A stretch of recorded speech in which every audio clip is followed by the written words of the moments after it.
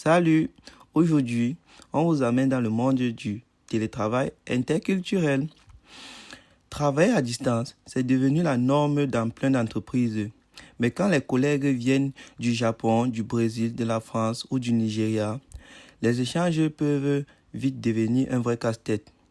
Entre les fuseaux horaires, les attentes différentes ou même l'expression culturelle, la communication peut déraper sans que personne ne s'en rende compte.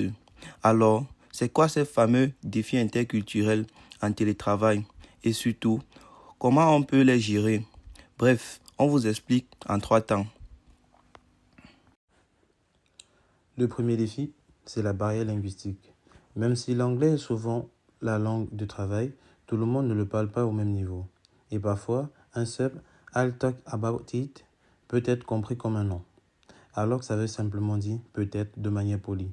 Ensuite, il y a les différences de communication. Certains pays sont très directs, à l'exemple de l'Allemagne, du Pays-Bas. D'autres sont plus indirects et préfèrent la diplomatie.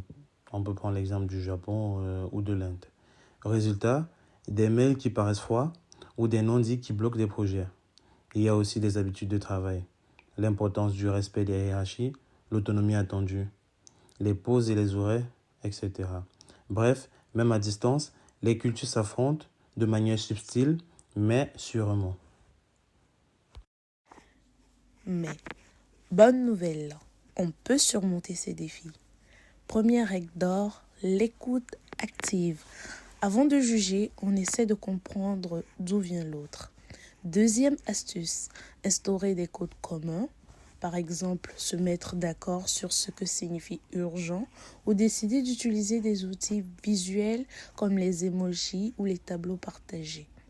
Troisième point, la formation interculturelle. Ça peut être des ateliers, des mini-jeux ou des sessions pour mieux connaître les cultures de l'équipe. Et enfin, la bienveillance. On n'est pas obligé d'être d'accord sur tout, mais on doit pouvoir se parler, se comprendre et collaborer malgré nos différences. Parce que finalement, la diversité, c'est pas un obstacle, c'est une richesse. Le télétravail, ce n'est pas juste une connexion Wi-Fi et des réunions en visio. C'est un espace où les cultures se rencontrent, parfois se heurtent, mais surtout s'enrichissent.